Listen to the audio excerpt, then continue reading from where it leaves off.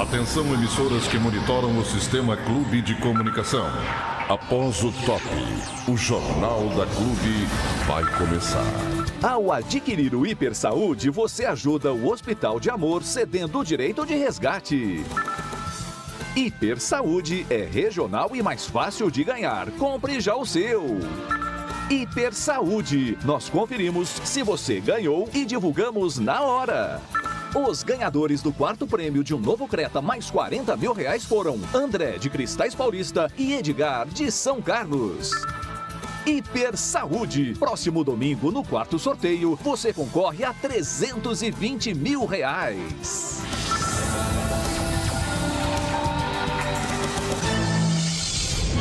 Governo do Estado decreta emergência em saúde pública por conta da dengue. Alta incidência da doença confirmam mais de 120 mil casos neste ano. Aqui em Franca, a Prefeitura investiga a primeira morte do ano por dengue e intensifica ações de combate ao mosquito. Uma camiseta com manchas de sangue foi a peça principal nas investigações da morte do policial aposentado Dariê Alves Tremura. O exame de DNA comprovou a participação do suspeito Emerson da Silva no crime. Polícia Civil de Ribeirão realiza operação contra a quadrilha que aplicava golpes telefônicos e virtuais em Brodowski. A investigação estima um prejuízo às vítimas de até R$200 mil por semana. Operação da DIG em São Carlos estoura depósito de fiação de origem criminosa. Segundo a polícia, foram encontrados cerca de 15 toneladas de fios de cobre no local. Na zona rural de Cajuru, fazendas estão com dificuldades de logística. As estradas que ligam as propriedades até a rodovia Abrão-Assede estão com muitos buracos. Uma ponte, inclusive, corre o risco de cair. Prefeitura de Ribeirão Preto vai contratar financiamento de R$20 milhões para ampliar o abastecimento de água e construir novos reservatórios. E tem ainda a sua participação com a gente. Tem um problema acontecendo aí na sua rua? Envie para a gente um flagrante também, 169-9723-7684. O Jornal da Clube desta quinta-feira já começou.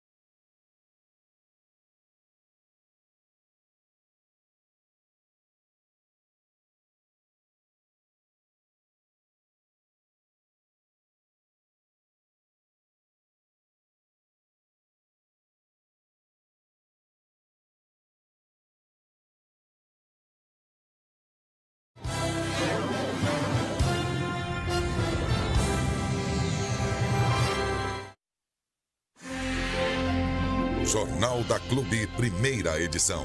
O jornal que agrega valor às comunidades, integrando toda a macro-região. Boa tarde. Buracos nas vias de acesso à rodovia Abrão-Assede e o risco de colapso de uma ponte prejudicam o transporte de mercadorias e a locomoção de trabalhadores na zona rural de Cajuru. Os detalhes a gente mostra numa reportagem daqui a pouco. E vamos fazer o giro inicial dos nossos repórteres. É a macro-região integrada em tempo real. Em Ribeirão Preto, ao vivo, conosco está o Felipe Urbinati. Direto de São Carlos, o Vitor Jimenez. Em Franca está o Igor Goulart. Uma ótima tarde a todos. A gente começa então com você, Felipe Urbinati. Ótima tarde a você também, André, e a todos que nos acompanham.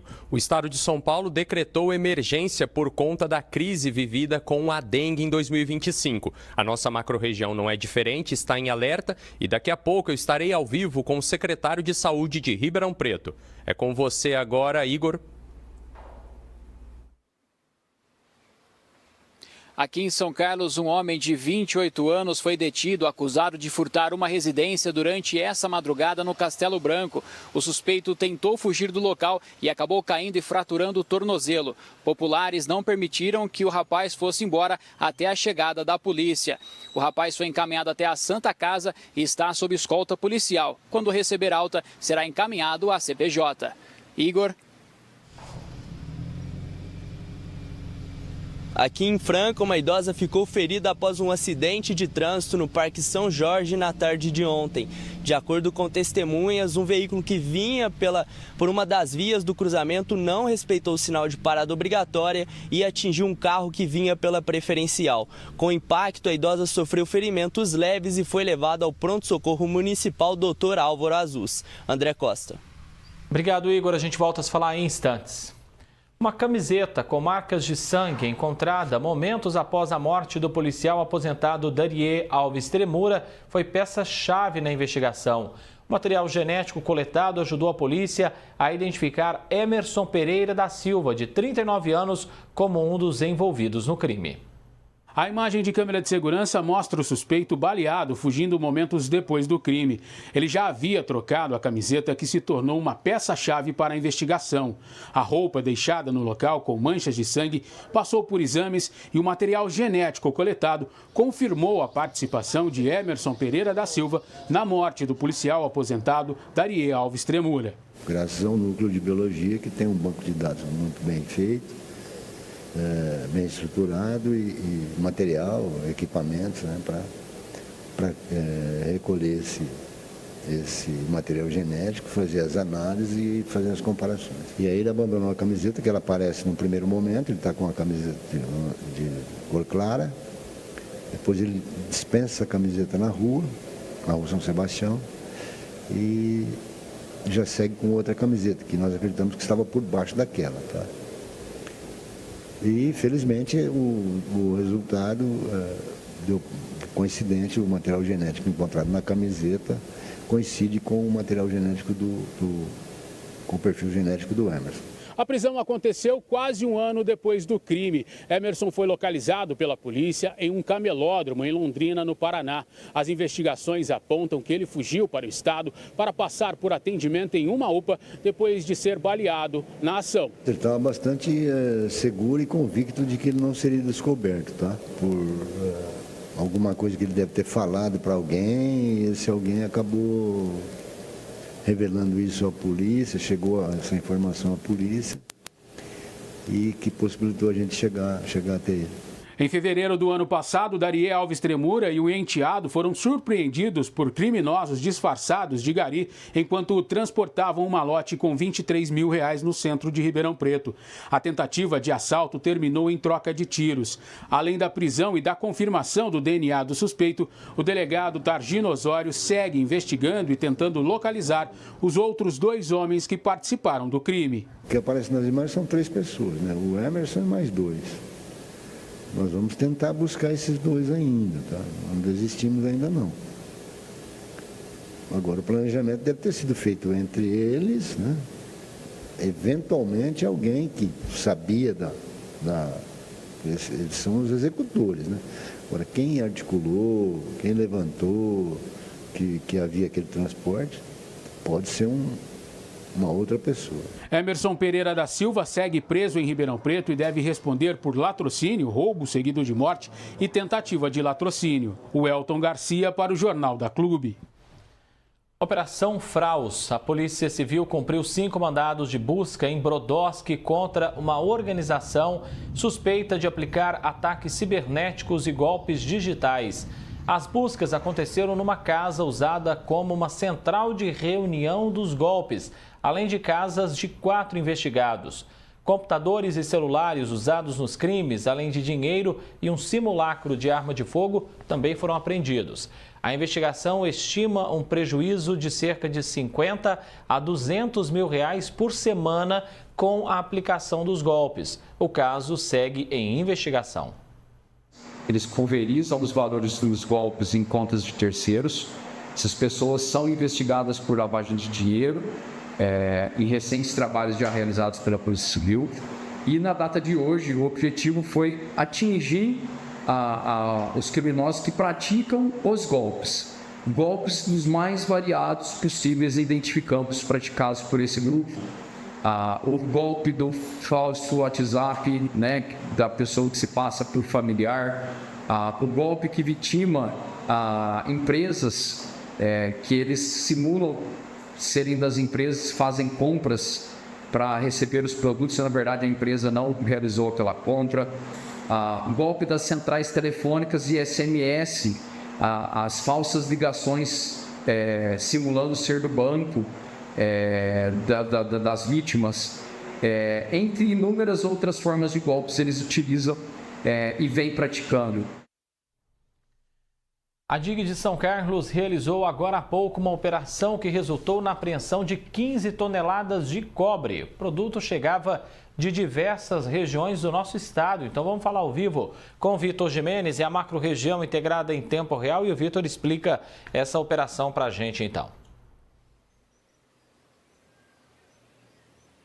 É isso, André. Boa tarde para você, boa tarde a todos. Como você mencionou, chegava de diversas cidades do estado de São Paulo, inclusive Campinas, Ribeirão Preto e até o litoral paulista, viu, André? Essa operação ocorreu na manhã de hoje no Jardim São Paulo, aqui na cidade, e o principal alvo era um barracão utilizado para beneficiamento desse cobre. O que seria isso? Ele serviria para armazenar e preparar o cobre para essa venda ilegal. O proprietário do local não foi encontrado até o momento e, por enquanto, ninguém foi preso nesta operação. 2 funcionários que trabalhavam nesse barracão informaram aos agentes policiais que haviam mais de 15 toneladas de cabos de internet e telefonias armazenados no local. Apenas nesta semana foram entre 400 e 600 quilos de material foram vendidos. O delegado da DIG, responsável por essa operação, falou que o barracão investigado seria uma central estadual para receber esses produtos. Vamos acompanhar o que ele disse. Esse barracão seria uma central estadual, uma vez que eles estavam recebendo fios provenientes de furtos, furtos da telefonia, né, de várias partes do estado de São Paulo. E eles têm uma estrutura de crime organizado com a finalidade específica de praticar esse tipo de crime.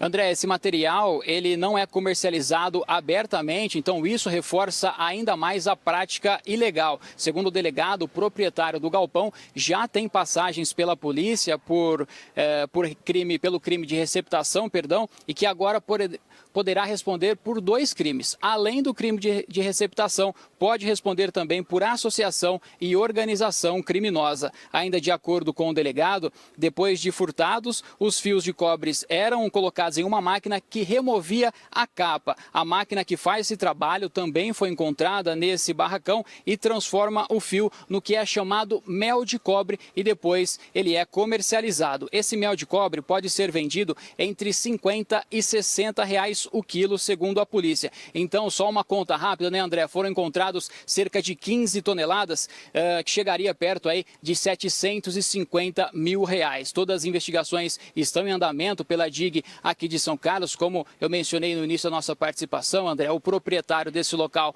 ainda não foi encontrado, então a polícia trabalha agora para encontrar esse proprietário e depois seguir com as investigações para verificar para onde esse cobre seria vendido e quem estaria furtando para trazer até a cidade de São Carlos. Nós seguimos acompanhando e qualquer novidade a gente informa o nosso telespectador. André, eu volto com você. E como importante esse trabalho da polícia, né? Hoje retirando aí então de circulação algumas pessoas, né? E na recuperação desses fios, 15 toneladas de fios de cobre, quando a gente vem falando, aqui em Ribeirão, por exemplo, quase todo dia está tendo furto de fios de semáforos, né? Então tá aí, ó, mostrado para onde que vai quando os criminosos fazem esse tipo de crime. Acaba indo até para a região de São Carlos, lá nesse galpão encontrado fios de cobres que a malandragem tem levado de estabelecimentos, de semáforos, de prédios públicos também. Obrigado, Vitor, pelas suas informações aqui com a gente ao vivo e até daqui a pouco.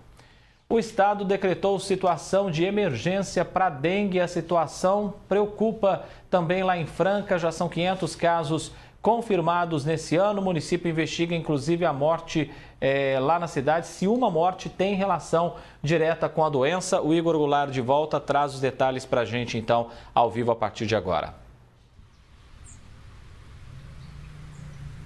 Oi, André, novamente boa tarde a você, a todos que acompanham o Jornal da Clube. Exatamente, a Prefeitura de Franca, através da Vigilância em Saúde, investiga essa morte sob suspeita de dengue. Trata-se de uma mulher de 64 anos que, de acordo com a Secretaria de Saúde, possuía comorbidades. Nenhum outro detalhe foi informado, onde ela vivia, quando essa morte aconteceu, somente de fato quando for confirmado esse óbito pela dengue ou não, que a Prefeitura vai dar mais informações. Além disso, pelo painel de arboviroses do Ministério da Saúde, uma outra morte está sendo investigada aqui no município, também sob suspeita de dengue. Como você disse, Franca tem mais de 500 casos da doença. É um número baixo em comparação a outras cidades, mas ainda assim a doença tem sido motivo de preocupação aqui em Franca. No ano passado, o município viveu uma epidemia, foram 20 mortes, na verdade, e por isso, para evitar casos como o do ano passado, a Vigilância de Saúde aqui da cidade tem intensificado as ações. Pela manhã nós acompanhamos algumas na Vila Tótoli, onde as agentes da Vigilância estiveram de casa em casa para orientar moradores, tentar encontrar criadouros do mosquito Aedes aegypti dentro das residências, onde pode ter água parada ou não, para tentar identificar. Nós conversamos com alguns moradores que atenderam as agentes da Vigilância em Saúde daqui de Franca e elas comentaram sobre a importância dessa ação. Vamos acompanhar. A gente tem que tomar o cuidado, né? E estar sempre atento. Às vezes uma pequena latinha que a gente deixa ali, se a gente olhar, vai ter uma larvinha lá e aí é complicado, né? Então é muito importante, não é difícil manter essa limpeza. É simplesmente vigilância mesmo da nossa parte. O desafio é muito grande porque às vezes a gente cuida do nosso quintal, o vizinho não cuida. Quem teve dengue sabe, né, quanto que é difícil essa enfermidade. Essa doença está espalhando para todo mundo, né? E é ruim. Eu já tive. E o que a senhora sentiu? Nossa, fiquei mais de 20 dias na cama. Falta de apetite, boca amarga, dor no corpo, coceira no corpo e dor de cabeça forte.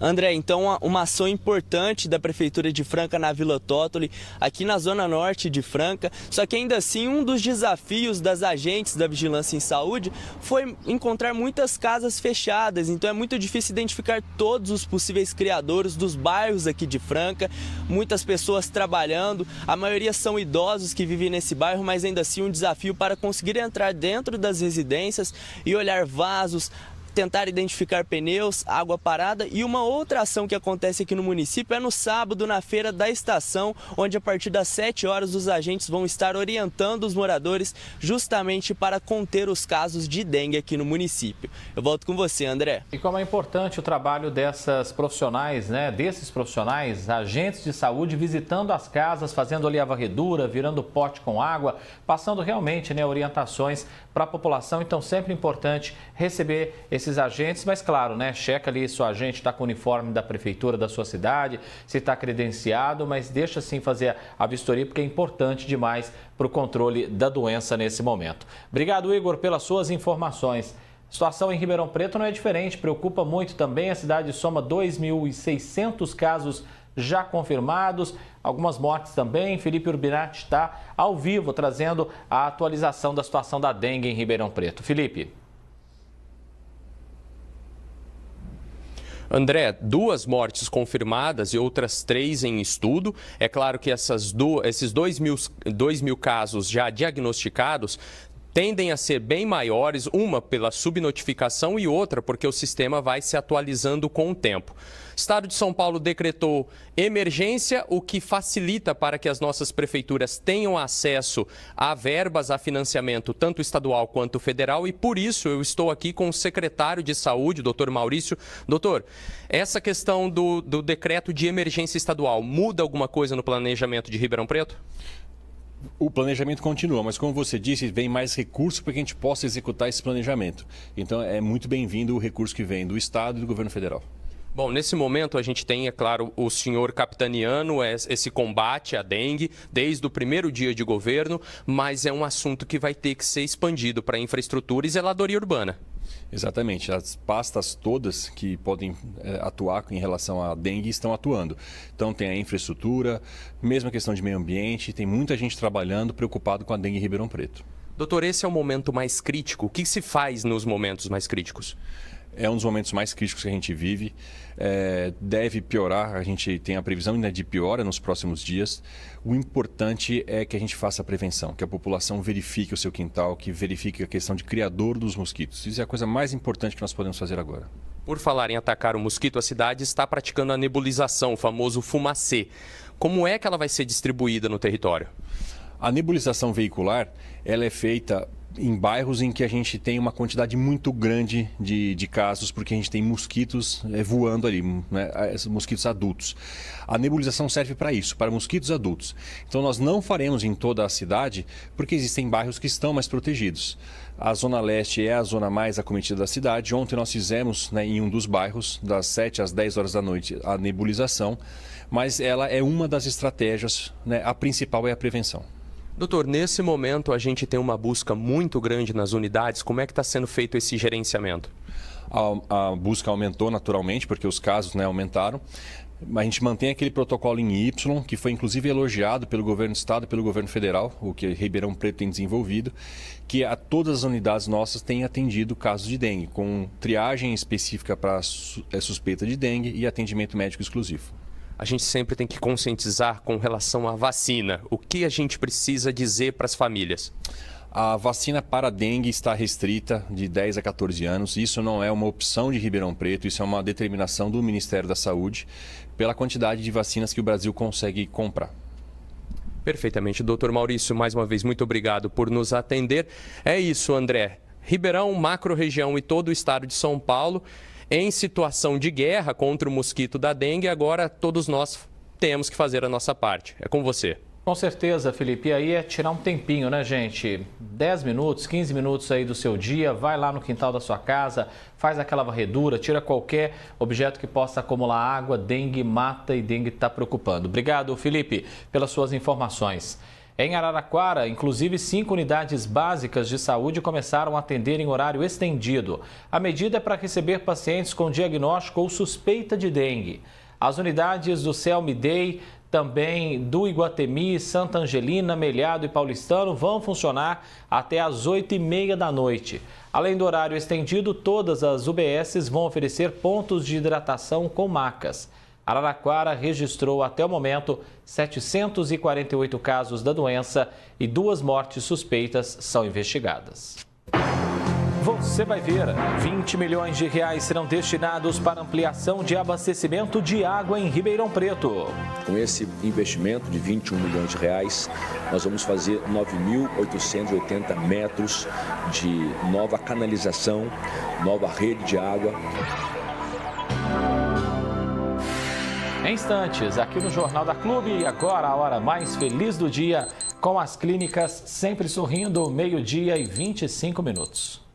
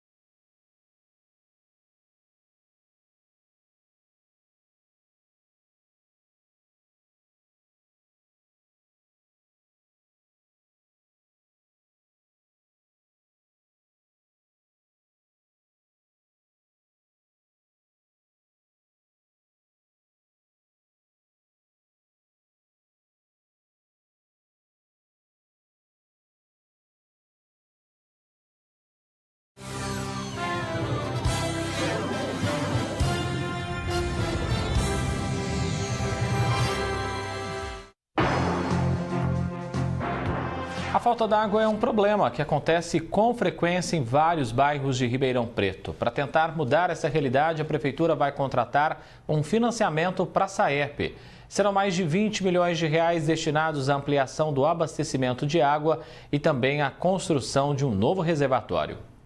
As tarefas de casa ficam para depois. A dona Maria acumula roupas sujas para lavar de uma só vez. A louça está ficando empilhada, mas não é porque ela quer. Olha a água, gente, ó.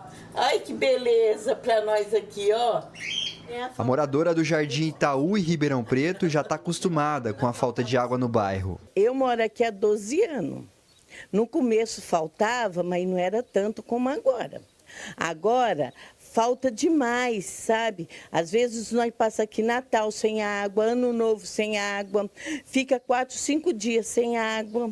A dona Maria Inês também se sente prejudicada com as torneiras secas. Inclusive, a falta de água tem impactado no orçamento mensal dela. Eu tinha um inquilino que ele foi embora por causa disso. Ele tinha criança, como que ele ia ficar na casa? Eu perdi um inquilino por causa disso. Não teve de falar, dona Inês, não tem como eu pagar um aluguel e não ter água e depois vir a conta da água para pagar. Pelo jeito que a gente está sem água aqui, não precisa nem mandar cobrança para a gente aqui. Não, como é que manda uma cobrança se não tem água? No centro da cidade, o problema também acontece. Tem comerciante se virando como pode para conseguir manter o estabelecimento limpo. E, claro, continuar com o serviço funcionando. A água é importante para o trabalho do Edgar. Eu utilizo para poder lavar os equipamentos, os cartuchos que chegam, fazer a limpeza e higiene total, lavar as mãos, que fica contaminado com a tinta, né, após a recarga dos cartuchos. Então, isso a gente tem esse problema constante aqui. Eu tenho que estar recorrendo a comprar galão de água ou pedir para os vizinhos emprestado. Chato isso, né, sendo que eu pago a água em dia. O problema também atinge outros bairros de Ribeirão. O desperdício que acontece antes de chegar na torneira da população preocupa. Ribeirão Preto tem uma perda de água de 43,64%, sendo que o recomendado pelo Ministério de Infraestrutura é 25%, ou seja, nós estamos muito distantes de uma coisa aceitável, ou seja, nós estamos tendo perdas muito consideráveis. Consequentemente, nós estamos sacrificando o aquífero Guarani, colocação de mais bombas de poços artesianos e agora a gente chega à hipótese de usar a água do Rio Pardo. O problema já foi assunto de várias gestões públicas e algumas soluções estão sendo discutidas para mudar essa realidade. A Câmara Municipal de Ribeirão Preto aprovou no dia 13 de fevereiro um projeto de lei que autoriza a Prefeitura a realizar um empréstimo para a Saerp que pode passar dos 20 milhões de reais, através do Programa de Aceleração do Crescimento, o novo PAC. Esses recursos serão usados para ampliar a rede de abastecimento da cidade, além da construção de um reservatório. A proposta foi aprovada por unanimidade pelos vereadores. Foram 21 votos a favor. O financiamento tem prazo de carência de 12 meses, parcelados em 240 meses, com taxas de 5% ao ano. Com esse investimento de 21 milhões de reais, nós vamos fazer 9.880 metros de nova canalização, nova rede de água, para que nós possamos atender bairros que sofrem historicamente com isso. De acordo com o projeto, as redes primárias serão implantadas no Parque São Sebastião, Nova Aliança, Campos Elíseos, Alto da Boa Vista e Vila Tibério. Aliás, a região oeste receberá o reservatório de água, também na Vila Tibério. De acordo com o prefeito, as obras já têm prazo para acontecer. E neste momento, o projeto está em processo de licitação. 1.000 metros cúbicos de água, isso vai começar a dar vazão para um início de processo de solução. Não vai ficar por aqui, só isso não resolve a cidade inteira, mas nós vamos começar atacando o Ribeirão Preto por partes, né? E esses projetos são muito importantes para que nós tenhamos o investimento do governo federal chegando em Ribeirão Preto. De acordo com o engenheiro civil, o investimento é um passo importante, mas é preciso de um planejamento e fiscalização. O financiamento vem em boa hora. O investimento de 20 milhões, relativamente, é muito pouco, mas também pela dimensão do que vai ser feito. Nós temos que aguardar o desenrolar dessa administração, que novas necessidades vão aparecer, porque nós temos muitos bairros onde a tubulação é antiga, mas enfatizo que essa parte de troca, essa estratégia que tem que ser feita, tem que vir junto com a modernização da rede de captação de esgoto e também de águas de chuva, as águas pluviais. Após, né, esse investimento que a gente vai ver como se vai melhorar ou não. Porque já é uma promessa antiga, né, das outras gestões, também de outros governos, né? Geralmente eles pegam empréstimo para fazer só para o rico. Quer dizer que é só o rico que precisa de água, viver? O pobre também precisa. Edson Ferreira para o Jornal da Clube. E apesar do projeto ainda estar no papel, a Saerp esclareceu que vem intensificando ações para melhorar o abastecimento de água na cidade, como interligações de redes, reparos de vazamentos, manutenções e limpezas nos poços de abastecimento. Vamos falar mais sobre esse assunto agora com o advogado doutor Fabrício Martins. Doutor, muito bem-vindo aqui mais uma vez com a gente. Doutor, quais são os principais impactos ambientais causados quando a gente tem falta de infraestrutura adequada para o abastecimento de água aqui em Ribeirão Preto? Ótima tarde. Para você também, André. Boa tarde a todos. André, quando nós falamos em meio ambiente, nós falamos num conjunto de elementos naturais que compõem o local onde nós vivemos. Evidentemente que a água, todas as questões que são atinentes à água dentro do município estão correlacionadas. Nós estamos falando de captação de água de chuva, separação efetiva das águas de chuva da água de esgoto que é coletada para ser tratada. Nós falamos de uma estrutura na rede de fornecimento de água potável para as pessoas, para o cidadão, de uma forma que ele seja eficiente para que não vá nenhum tipo de contaminação, seja do solo ou do mundo externo. Então, evidentemente que um sistema de fornecimento, abastecimento de água, coleta e tratamento de esgoto significa efetivamente um meio ambiente cuidado, quando o sistema todo é cuidado. E como, doutor, a legislação pode ser utilizada para responsabilizar os órgãos públicos, também as empresas, quando a gente tem desperdício de água antes que elas cheguem às torneiras da população? Ribeirão Preto capta 100% do consumo do aquífero Guarani. Na verdade, 143%, porque nós temos 43% de perda na rede, pelo menos em números oficiais, talvez seja até mais. E é um recurso finito. Ribeirão Preto passou muito do tempo de projetar e implantar captação de água de rios, a exemplo do Rio Pardo, tratar essa água para o abastecimento, para desafogar um pouco essa retirada apenas do aquífero Guarani.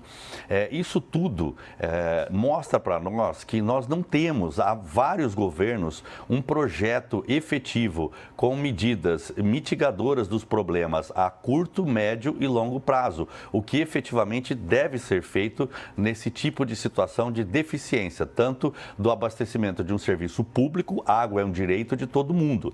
E as pessoas devem procurar, porque a legislação ampara, apenas precisa colocar em prática aquele direito que a legislação, a Constituição Federal garante a todos os brasileiros. Procurando um vereador que votou, cobrando dele que ele fiscalize o Poder Executivo, procurando o Ministério Público para entender quais as ações que já foram ajuizadas e as que ainda podem ser ajuizadas. Ribeirão Preto tem ação civil pública que impõe multa diária caso a prefeitura não abasteça algumas regiões do município. Isso tudo deve ser cobrado de quem fiscaliza o poder público, o executivo, a exemplo da Câmara Municipal dos Vereadores. Doutor, esse financiamento aprovado para ampliar a rede de abastecimento na cidade, não só esse, mas até outros investimentos, eles são importantes e tem que principalmente ser voltado na preservação dos mananciais e na redução dessa perda terrível que hoje a gente tem aí em Ribeirão Preto. Sem dúvida, André, é muito importante, mas o problema disso tudo é que nós não vemos qual é o projeto onde esse recurso vai ser destinado. Ribeirão Preto já teve inúmeras, ao longo aí de 20 anos pelo menos, que eu acompanho o problema do abastecimento de água, do tratamento de esgoto em Ribeirão Preto. A gente vê recursos sendo colocados na nossa rede, sempre aconteceu isso, mas a gente nunca viu um projeto efetivo de mitigação dos problemas, de solução dos problemas, com as medidas que são necessárias dentro do espaço curto, as emergenciais, dentro do espaço médio e a longo prazo. Um projeto que diga efetivamente, de forma técnica, daqui a 20 anos nós teremos todos os problemas de Ribeirão Preto solucionados. Enquanto isso, faremos isso. A população tem o direito de saber, porque a água é um serviço essencial, é um bem que não tem como relegar. O poder público é obrigado a fornecer e de boa qualidade à população. Doutor Fabrício Martins, advogado, agradeço a presença do senhor mais uma vez aqui com a gente. Um abraço e até mais, doutor. Forte abraço, tudo de bom.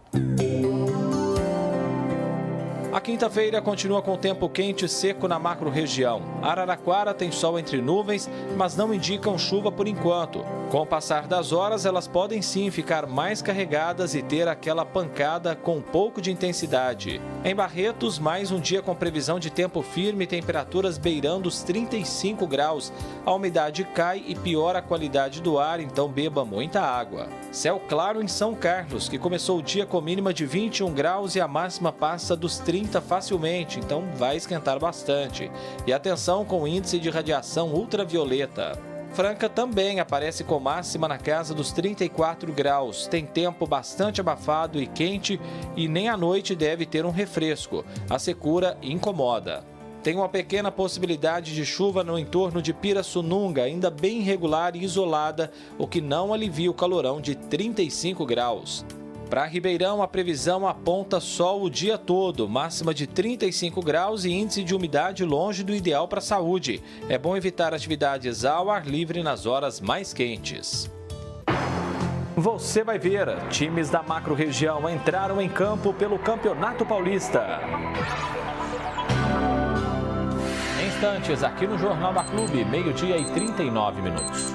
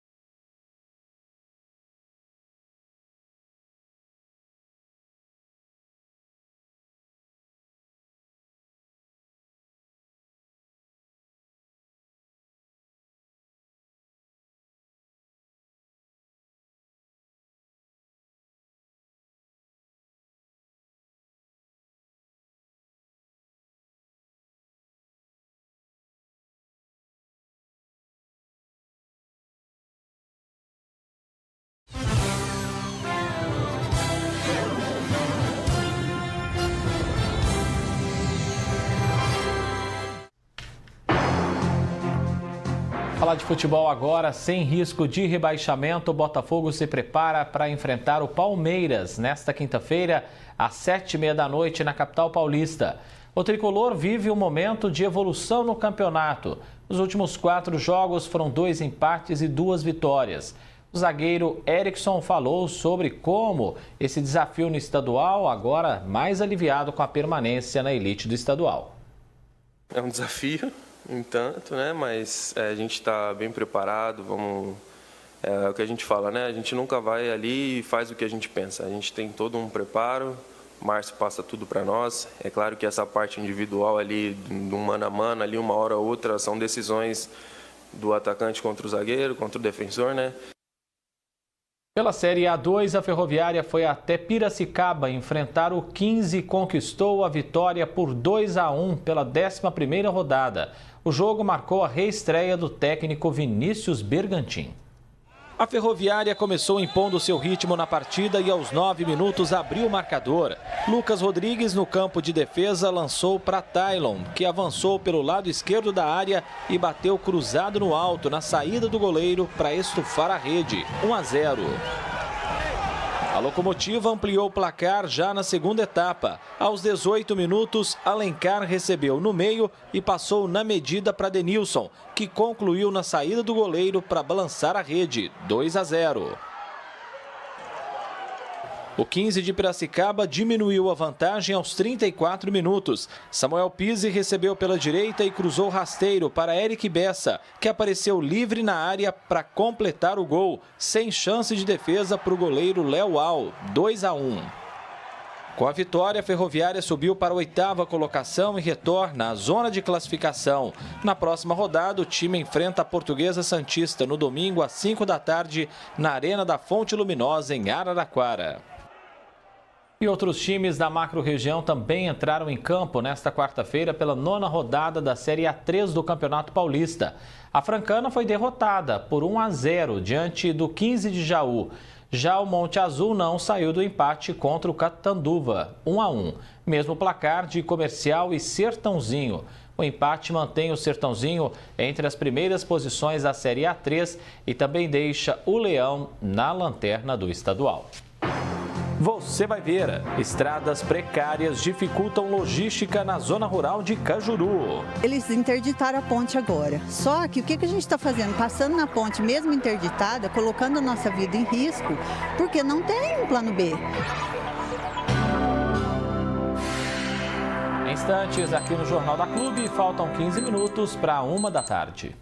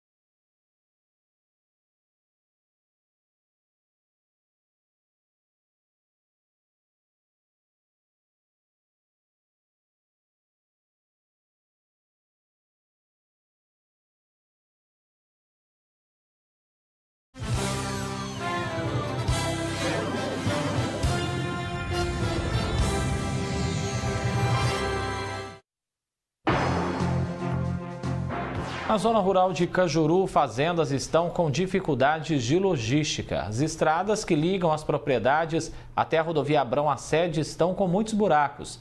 Até uma ponte tem o risco de cair totalmente, o que prejudica as entregas e até mesmo o percurso dos trabalhadores.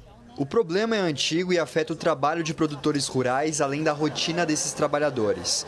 As estradas da zona rural de Cajuru continuam sem a manutenção necessária. Tem bastante tempo que a gente vem passando por essa dificuldade, essa necessidade aqui no município. Todas as áreas rurais estão passando por isso. E a gente vem pedindo, tivemos várias reuniões, vários pedidos e, infelizmente, essa manutenção, esses reparos não estão sendo feitos. A estrada municipal São João do Alto é o caminho mais rápido que liga as fazendas da região até a rodovia Abraão Assede. É só andar um pouco que o problema maior é visto pelo caminho: o deslizamento de terra de uma ponte importante. Com a chuva dos últimos dias, a cratera só aumenta de tamanho. Os produtores rurais que passam diariamente por aqui até sinalizaram o espaço com essa fita zebrada. Está difícil para o carro passar por aqui, imagina para os veículos maiores. Há pelo menos 8 anos, esse era o trajeto que o seu José fazia todos os dias, levando os trabalhadores até a fazenda. Mas o caminho ficou perigoso para o ônibus passar. Está aumentando dia por dia, não tem como passar mais, que o tamanho do ônibus passar aí, se carro cair, acaba machucando os outros, então não tem como passar. Eles interditaram a ponte agora, só que o que a gente está fazendo? Passando na ponte, mesmo interditada, colocando a nossa vida em risco, porque não tem um plano B. Porque o plano B que tem, os outros acessos estão intransitáveis, não tem como passar. Se a pessoa passar, ontem colocaram no vídeo lá, a pessoa ficou atolada, a pessoa desliza, vai lá no meio do canavial, então está muito difícil. A rota alternativa também tem desafios. Além dos buracos, com as chuvas frequentes, os carros costumam atolar. Nesse registro, um trabalhador precisou de ajuda de um trator. Aí o André está puxando nós, ó, e nós está aqui dentro da caminhonete. Agora, para que banda que nós vai que nós não sabemos. Isso teria condição de ter arrumado antes, para agora a gente está de boa passando por aqui, que é pertinho, de 20 a meia hora de transporte, entendeu? Agora não tem jeito, porque eu estou passando por lá, eu estou gastando mais combustível, eu estou arriscando quebrar o ônibus, tem muita valeta, muito buraco, muita poça d'água. Os trabalhadores também perdem tempo de qualidade. É que com um trajeto mais longo, não tem como ficar um pouco mais com a família, além de perder ou atrasar os compromissos. Aqui a gente gastava mais ou menos umas meia hora para chegar em casa. Por conta do desvio, que também está com muito problema para a gente chegar, a gente está demorando 1h30, quase 2 horas para chegar em casa. Prejudica não só eu, como muitas mães de famílias, pais de famílias, e todo mundo, né? Que a gente sai do trabalho, quer chegar em casa, fazer as coisas, cuidar dos filhos, né? E a gente depende de babá. A gente também tem médico, inclusive eu faço tratamento de câncer em Barretos e Ribeirão Preto. Tenho vários retornos essa semana, inclusive amanhã tem que ir para Barretos, semana que vem também Barretos e Ribeirão, e a gente está sem acesso porque as estradas tá assim muito arriscado. Essa não é a primeira vez que a nossa equipe de reportagem esteve no local. Em fevereiro do ano passado, mostramos os problemas na estrada, que até teve um trecho recuperado pelo programa Melhor Caminho do governo do estado. Mas em menos de um ano, começou a apresentar as imperfeições. Na ocasião, os moradores até pediram um guarda-rei nas laterais da ponte que caiu. E esse não é um problema isolado na zona rural de Cajuru. Outras pontes na região dos Prudêncios também estão danificadas. Desde o ano passado a gente está vindo aí de uma reeleição, a gente foi reeleito e a gente vem fazendo essa cobrança aí para o Executivo. Porque na realidade a zona rural, aqui no nosso município, ela é bem abandonada, viu? Não só essa gestão, mas como todas as outras que já passaram aí. Ainda de acordo com o presidente da Câmara de Cajuru, recursos da Secretaria de Obras, Transporte e Saneamento Básico devem ser usados na manutenção da ponte. Ontem conversei com o secretário, ele falou que já tem uma verba disponibilizada para isso, já está pronto, né, que vem da pasta. E a gente está aguardando aí, falou que o período chuvoso a gente entende que está chovendo muito, então a gente entende que vai demorar um pouco, né? Então a gente está aguardando isso aí, logo passar a chuva e já começar essas obras aí da ponte. Enquanto o problema não é resolvido, soluções são debatidas. Um abaixo-assinado foi feito e já conta com 80 assinaturas. Os trabalhadores querem uma estrada honesta para continuar com a rotina. A gente gente pensou em fazer o abaixo-assinado, juntar com a entrevista e a gente apresentar no Ministério Público, porque toda cobrança necessária foi feita, só que como não estão fazendo os reparos necessários durante a seca, porque são vários meses aí que a gente tem sem chuva, né? E agora eles alegam, não tem como fazer porque está chovendo, mas não chove o ano todo, né? Então está faltando planejamento, responsabilidade do município com a gente. Eles esqueceram de nós, infelizmente, a prefeitura esqueceu além de nós de Cajuru que tem que ir, e dos moradores daqui, que dependem da estrada. Edson Ferreira para o Jornal da Clube. Em nota, a Prefeitura de Cajuru disse que o problema nas estradas rurais é devido às chuvas intensas dos últimos meses e, para a segurança dos moradores, foi necessária a interdição de trechos, mas há outros acessos para o tráfego nesses locais. A Secretaria da Agricultura esclareceu que está ciente das notificações sobre a ponte, está tomando providências internas e aguardando o período de estiagem para executar os trabalhos. Conosco para falar mais sobre isso está o Creso de Franco Peixoto, professor engenheiro civil, nos atende gentilmente no nosso canal digital da Clube. Creso, bem-vindo aqui mais uma vez, prazer falar contigo. Quais são os principais desafios quando a gente fala então de manutenção, de recuperação de estradas rurais, especialmente depois de um período aí de longas chuvas? Creso, boa tarde. Boa tarde, um grande prazer falar contigo de novo, André, e para todos que estejam neste momento no clube. A manutenção de rodovias é um problema clássico. Por quê? Faltam recursos normalmente, principalmente em rodovias vicinais, essas que dão acesso às rodovias principais, que envolvem a jurisprudência, nome bonitinho, né? A responsabilidade da prefeitura.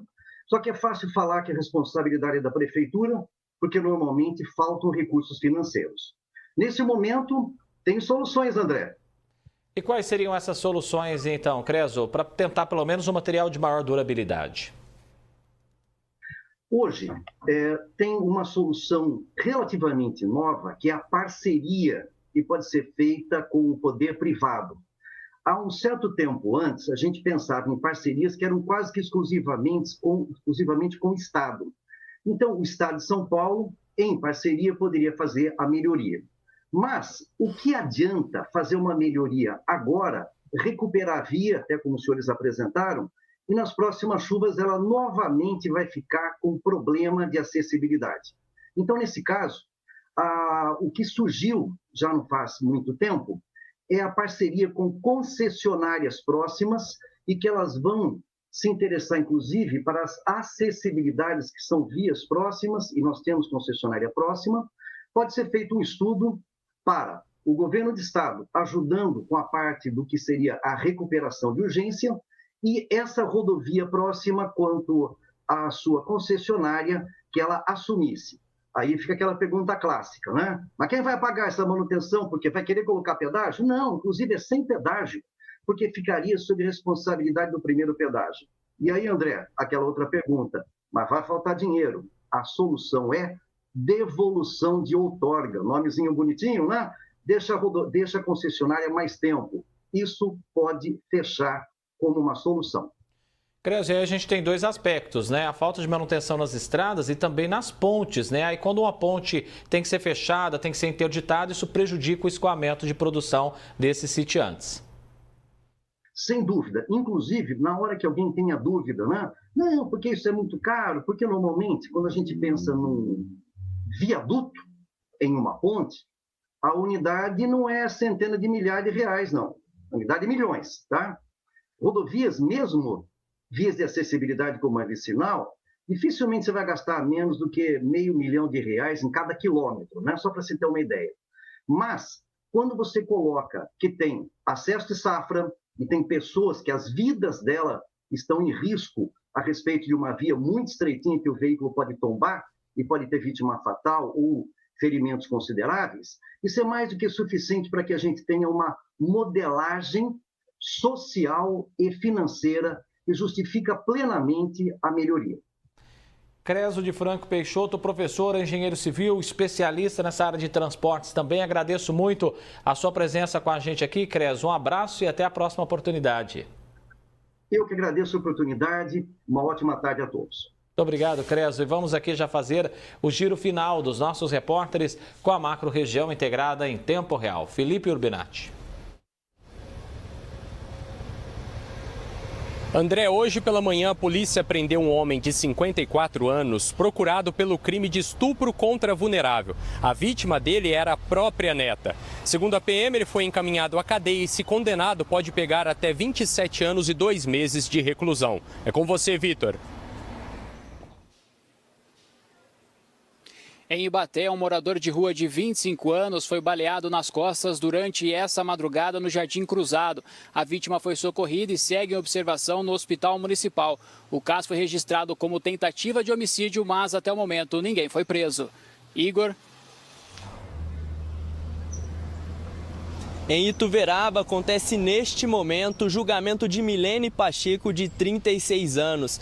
Ela é acusada de tentativa de homicídio por colocar fogo no próprio marido, Hélio Rodrigues, de 54 anos. A vítima teve 40% do corpo queimado, mas conseguiu se recuperar. André Costa.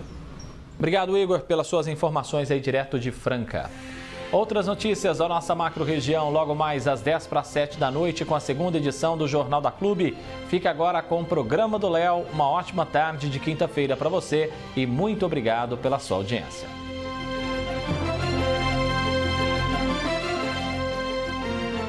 Porto 68, TV Clube, uma emissora do Sistema Clube de Comunicação.